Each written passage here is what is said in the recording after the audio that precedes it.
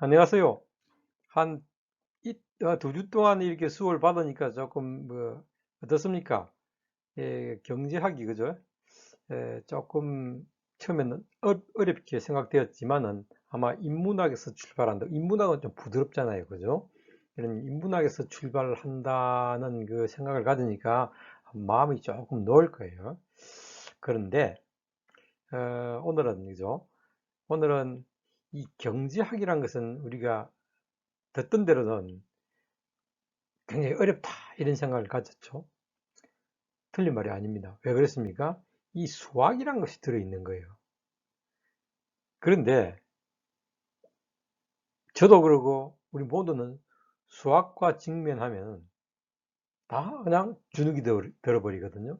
그러나 오늘 여러분들이 저한테 이제 이 과목을 배우면서 이 강좌를 배우면서 수학이 전혀 어려운 것이 아니라는 사실을 알게 될 거예요. 자, 저번 시간에 우리가 이제 경제학파가 존재하고 이 경제학파에 따라서 경제학의 정당이 달라진다는 것을 우리가 학습했죠. 자, 오늘은 이제 경제학과 수학에 대해서 배울 겁니다. 자, 경제학의 수학은 결코 어렵지 않다. 이게 오늘 여러분들이 마음에 간직하고 끝까지 간직하면서 들어야 할 그런 내용이겠죠. 자,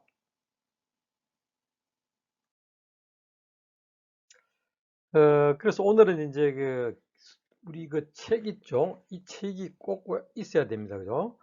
이 책을 여러분들이 구입을 하되 우리 학교 서점에 있든지 아니면 인터넷에 여러분들이 구매해도 됩니다. 어, 이 책의 오늘은 그러니까 25페이지가 되겠죠? 25페이지를 보면 경제학과 수학이란 그 내용이 들어있을 겁니다. 오늘 할 것이 이겁니다. 경제학은 그죠? 이 사회과학이지만 사실은 인문학과 자연과학의 토대 위에 서 있다는 건 얘기를 했죠. 그 중에 그 그림에서 보듯이 두 가지 토대 중에서 오늘은 자연과학적 토대에 대한 얘기인데 자연과학에는 우리가 뭐 대표적으로 그죠? 물리학, 생물학, 수학, 화학, 뭐 지구과학 이런 것이 있는데 오늘은 그 자연과학 중에서 수학이 바로 경제학의 어떤 토대가 된다는 그 얘기를 집중적으로 할 것입니다. 수학, 그러나 어렵지 않습니다.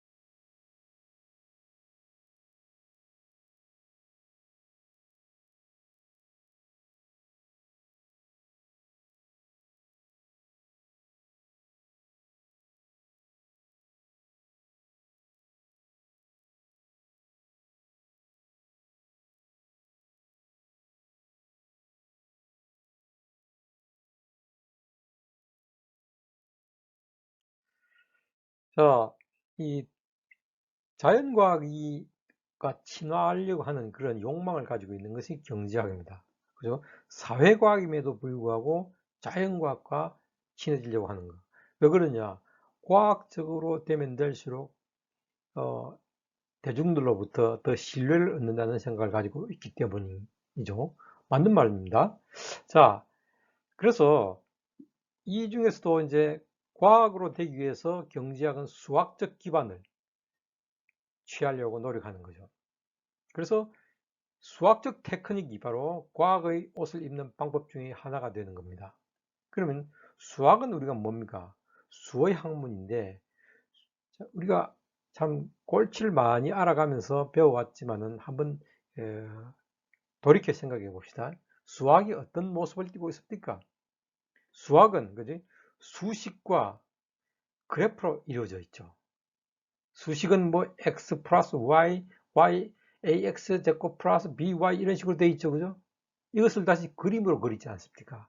근데 직선 아니면은 포물선, 뭐 등등 이런 그림으로 타원 이렇게 그리죠.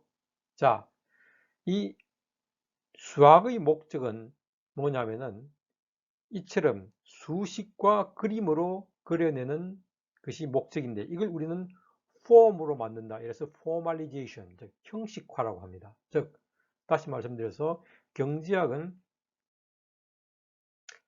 그러면 이제 이 형식화시키는 그 과정을 한번 봅시다. 자, 먼저 뭘 형식화시킬 것이냐? 수학을 하면 우리가 어떤 오해를 가지고 있느냐 하면은 수학은 기호의 학문이기 때문에 우리의 삶과 전혀 관계가 없는 얘기를 한다. 그래서 지루한다는 거죠.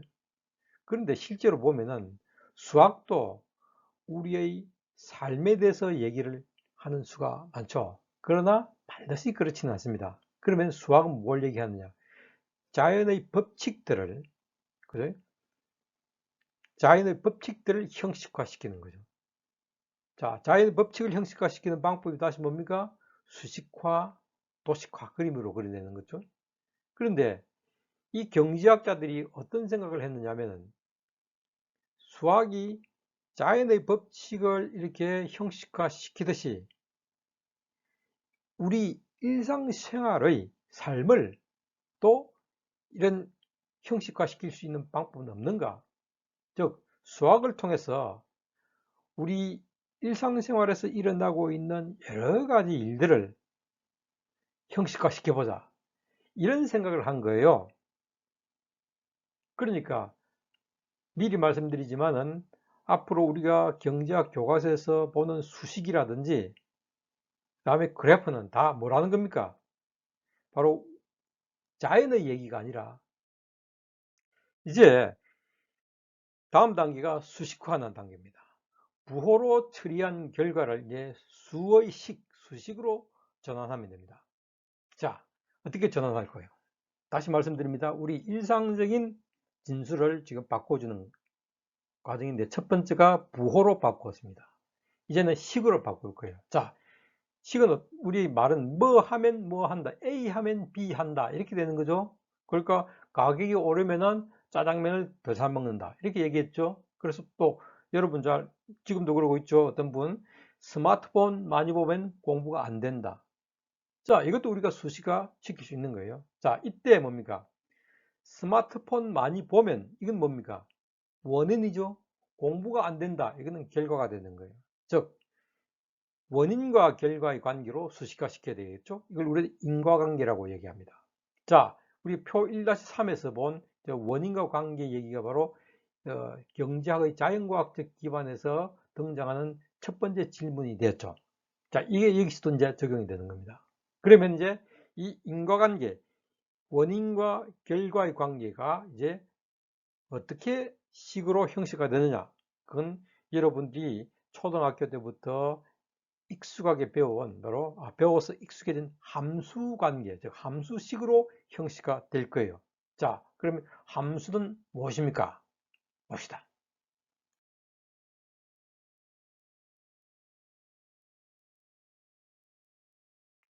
함수란 것은 있죠. 어떤 원인이 작용했을 때 결과가 일어나는 그 관계를 수식으로 만들어낸 거예요. 이때 경제학에서 주로 이용되는 함수는 사실은 원인이 하나밖에 없는 1차 함수를 씁니다. 그 말은 초등학교 때부터 배운 그 얘기죠. 경제학에서는요, 굉장히 복잡한 2차 함수, 3차 함수 아니면 변수가 여러 개 되는 걸 쓰지 않아요. 가장 기본적인 그 초등학교 때 배운 1차 함수의 식을 가지고 우리 모든 경제 현상을 형식화시킨다고 생각하면 됩니다. 그래서 부담을 갖지 마시고 이렇게 우리가 또 수학에 들어갔어. 그래서 함수식으로 들어갔어. 큰일 났네. 내가 수학을 못하니까. 이런 부담을 가지지 마시라는 겁니다. 자, 그러면 이제 1차 함수의 그 인과관계는 어떻게 표시됩니까? 자, 화면에 나왔듯이 그죠? y는 ax 플러스 b 이런 식으로 되어 있죠. 이때 보십시오. 이게 바로 인과관계를 표시한 식이죠. 이때 바로 x가 바로 뭡니까? 원인입니다. 그 다음에 y는 뭐예요? 결과예요. 알겠죠? 그래서 원인을 우리는 독립변수, 독립은 누구한테 종속되지 않고 자기 마음대로 자기가 우선적으로 움직인다는 그런 뜻이고, 결과는 종속변수 y는 뭡니까? 독립변수가 움직이면 거기에 따라서 움직인다 해서 그 종속변수라고 부릅니다. 그래서 자, y는 ax 플러스 b에서 x는, 자, 이제는 그 부호화하고 인과관계를 우리가 대충 살펴봤는데, 이걸 이제 한 사례를 들어서 검토해 봅시다. 자, 일 열심히 하면 돈 많이 번다. 이런 말 많이 하죠. 자, 이걸 우리가 지금부터 어떻게 합니까? 형식화 시켜 볼 거예요. 제일 먼저가 뭡니까? 이 문장을 부호로 바꿔야 된다고 했죠. 이때 일 열심히 하면 노동하는 양이죠. 이게 X가 되는 거죠. 그 다음에 소득, 돈 많이 번다. 이렇게 됐죠. 그러면 이때 이제 단어를 이렇게 바꿨습니다. 부호로. 자, 이때 중요한 것은 원인이 뭡니까? 노동량이죠. 소득은 결과가 되겠죠. 이제 인과관계를 정확하게 설정했죠. 이거 바뀌면 안 됩니다. 자, 그리고 일 많이 하면은 돈 많이 벌고, 그 말은 일 적게 하면은 돈 적게 번다. 이게 지금 기호로 부호로 화살표로 정리되어 있죠. 자, 어떻게 되어 있습니까? X와 Y가 같은 방향으로 움직이고 있죠. 우리 진술이 그렇습니다.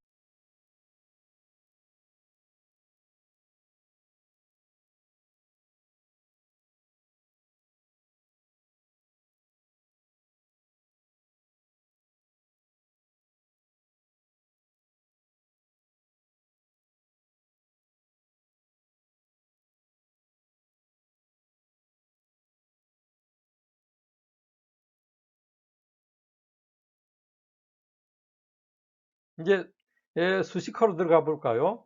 자, 보세요. 이제 인과관계에서 노동량이 원인이고 소득 Y가 결과였습니다. 이때 원인과 결과가 같은 방향으로 움직이니까 어떻습니까? 기울기 A가 0보다 크게 되겠죠? 됐습니까? 이제 절편으로 넘어가 볼까요? 경제학에서 절편이 중요하다고 했죠. 먼저 우리가 몇 년 전에 그죠?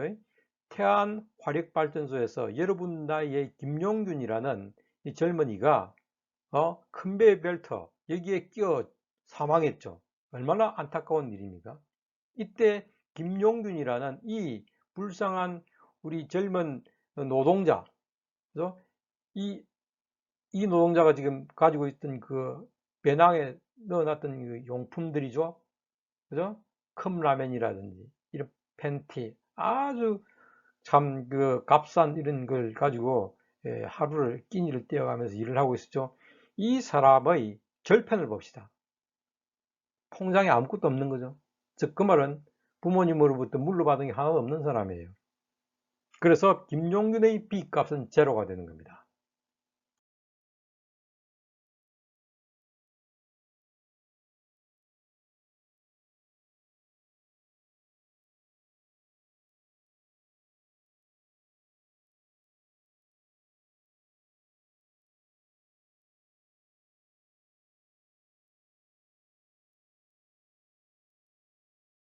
자, 그러면 이제 이재용의 절편은 어떻게 될까요? 이재용은 무려 예를 들어서 8의 공짜가 얼마나 많습니까? 이 값이 8조 원입니다. B 값은 8조가 되는 겁니다. 그리고 재벌 2세들이 평균 승진 기간은 어떻게 됩니까? 31살이 되면은 그 큰 회사의 임원이 됩니다. 사장 정도가 아니라 임원이 되는 거예요. 여러분들 31살이 되면 뭐가 됩니까? 아직까지 취직도 못했을 거예요. 보십시오. 두 사람은 출발점이 다른데 이 출발점을 보여주는 것이 바로 절편인 B 값이에요. 얼마나 중요한지 알겠죠?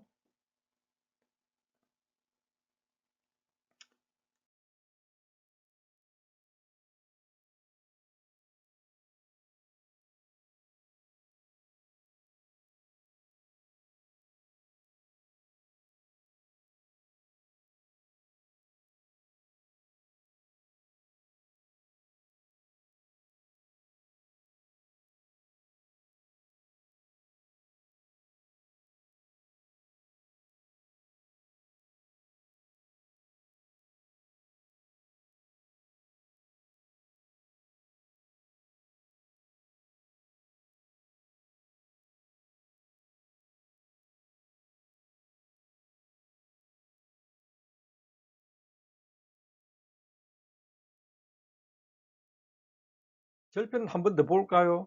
한국의 일반적 대학생의 절편은 어떻습니까? B는 0보다 작습니다. 왜? 졸업하고 나서 학자금 대출로 인해서 빚더미로 시작합니다. 그죠? 대졸자 학자금 대출 경험이 약 30%가 학자금 대출을 했다. 그만큼 집에서 가난하다는 거죠. 이렇게 지금 이 사실 보십시오. 그리고 졸업 후에 대출금을 상환하는 사람이 34%인데 이때 평균 몇 년이 소요됐느냐? 3.5년이 소요됐습니다. 얼마나 아끼고 열심히 일하면서 아꼈습니까? 음. 이재용과 다르죠, 절편이. 그래서 우리 대한민국 대부분의 대학생들이 절편값은 B는 0보다 작게 됩니다.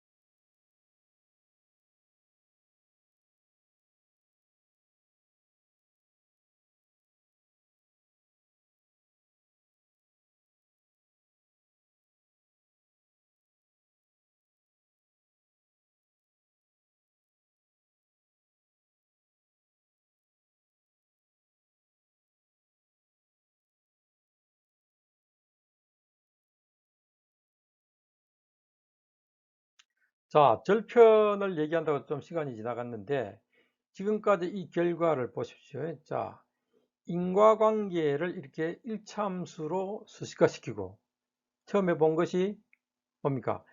A 값을 봤죠. 그 다음에 절편 B 값을 봤습니다.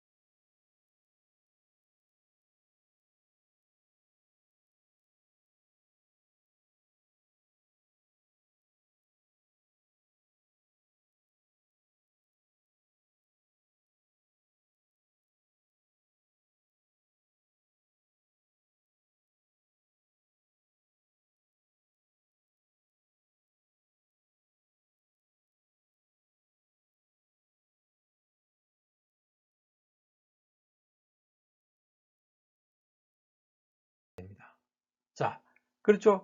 이게 이제 우리가 지금까지 한 얘기예요. 이 얘기를 이렇게 수식으로 만든 겁니다. 다음 결과는 이 수식을 이제 어떻게 그림으로 그리는 겁니다. 보십시오. 자, 보통 우리가 이 1차 함수를 그림으로 그릴 때는 가로축의 원인, 세로축의 결과를 넣죠. 자, 이때 이 관계가 A 값이 0보다 크다고 했죠. 그러니까 어떻습니까? 이 기울기가 제로보다 크니까 이렇게 되고 있죠. 그 다음에 시작이 B 값이 어떻게 됩니까? 0보다 크죠. 그래서 이렇게 여기 지금 딱 들어가는 거예요. 그죠? 보세요. 여기서 B가 시작되고 있죠. 네, 그렇습니다. 자, 이렇게 수식화 시켰습니다.